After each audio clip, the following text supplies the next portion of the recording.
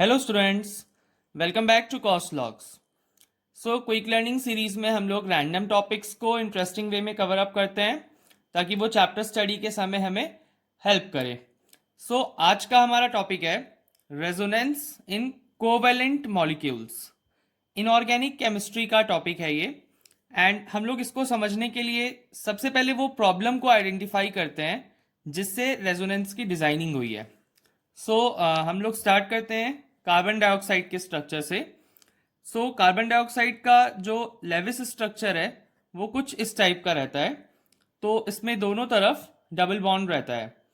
And इसमें हमने ये देखा कि सी डबल बॉन्ड ओ की जो एक स्टैंडर्ड लेंथ है, बॉन्ड की लेंथ, वो 121 पिकोमीटर है। ठीक है, लेकिन हमने प्रैक्टिकली ऑब्जर्व किया कि कार्बन डाइऑक्साइड में जो हमें बॉन्ड लेंथ मिल रही है वो इससे लेस है, दैट इज 115 पिकोमीटर हमें मिल रही है। तो ये जो प्रॉपर्टी है कार्बन डाइऑक्साइड के बॉन्ड लेंथ की, वो हम लोग इस स्ट्रक्चर से एक्सप्लेन नहीं कर पाए। तो यहाँ पे मतलब कुछ प्रॉब्लम है जो हमें रेक्टिफाई करनी है।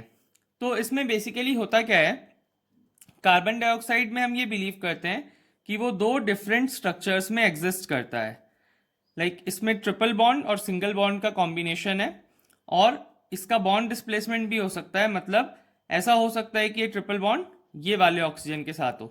मतलब यहाँ पे दो डिफरेंट स्ट्रक्चर्स पॉसिबल हैं।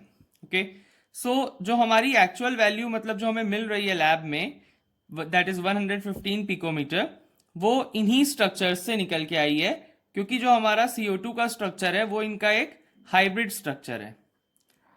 नाउ हाइब्रिड स्ट्रक्चर का मतलब ये हुआ, बॉन्ड लेंथ के टर्म्स में इसको समझ सकते हैं।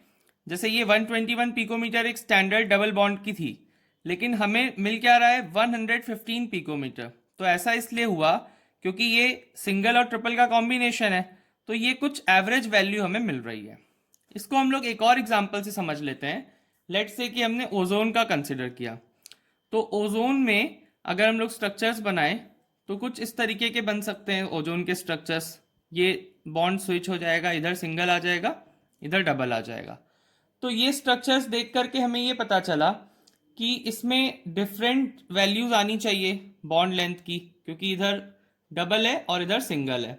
तो मतलब हमें कुछ दो डिफरेंट वैल्यूज मिलनी चाहिए।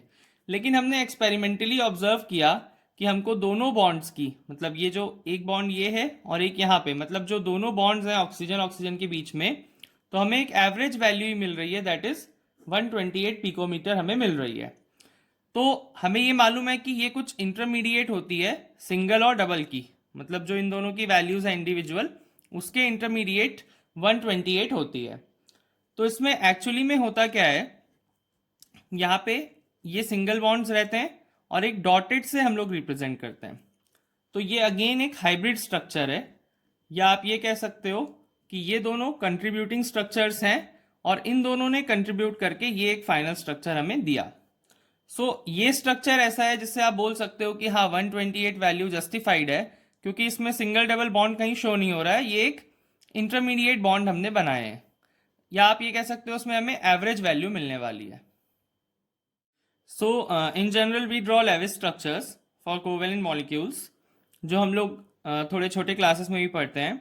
बट कुछ केसेस में क्या होता है, जैसे जो हमने अभी कंसिडर किए, तो उन केसेस में एक सिंगल स्ट्रक्चर से आप सारी प्रॉपर्टीज को एक्सप्लेन नहीं कर पाते हो। तो उस केस में हमें रेजोनेंस की ज़रूरत पड़ती है, या हमने उनके लिए ही रेजोनेंस की डिज़ाइनिंग करी है। तो रेजोनेंस क्या करता है, it explains that a molecule can exist in different forms, none of which can explain properties of a molecule.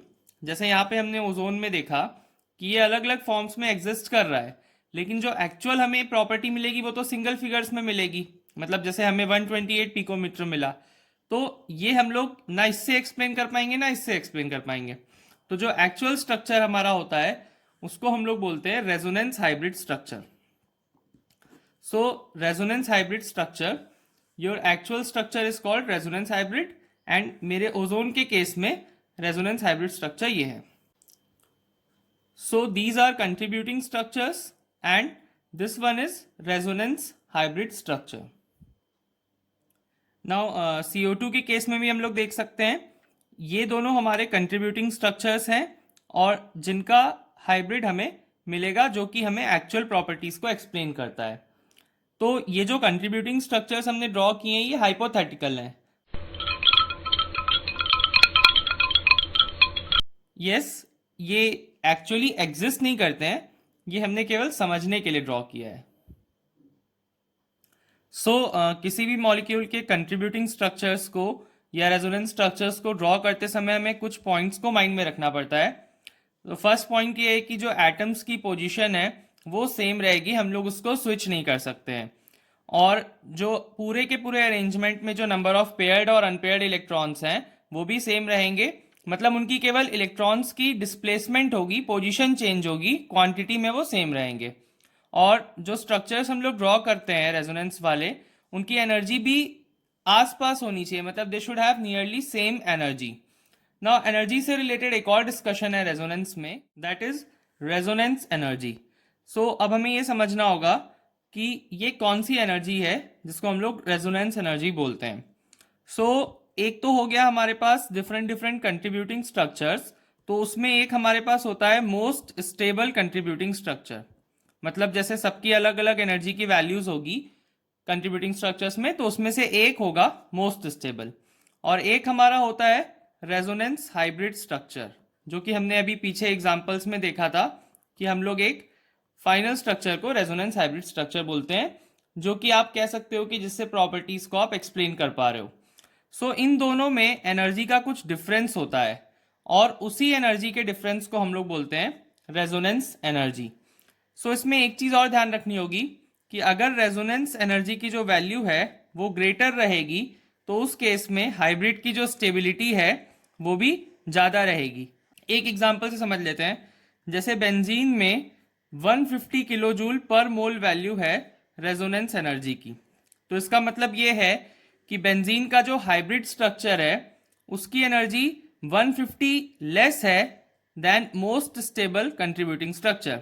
मतलब जो हाइब्रिड स्ट्रक्चर है उसकी 150 लेस है, डिफरेंस ज़्यादा है, और इतना ज़्यादा एनर्जी का डिफरेंस होने की वजह से हम ये कह सकते हैं कि जो उसका हाइब्रिड स्ट्रक्चर है वो स्टेबल भी है बहुत। वी कैन कंक्लूड कि more is the value of resonance energy और more is the difference of value of energy between the contributing structure and resonance hybrid structure, you can say more is the stability of your hybrid structure. और इसको हमने benzene वाले example से भी समझ लिया। I hope आपको ये दोनों टॉपिक्स अच्छे से समझ में आ गए होंगे। इसमें कोई भी डाउट है तो आप कमेंट कर सकते हैं, and if you are new to our channel please subscribe it for these type of amazing contents, and please share my video also.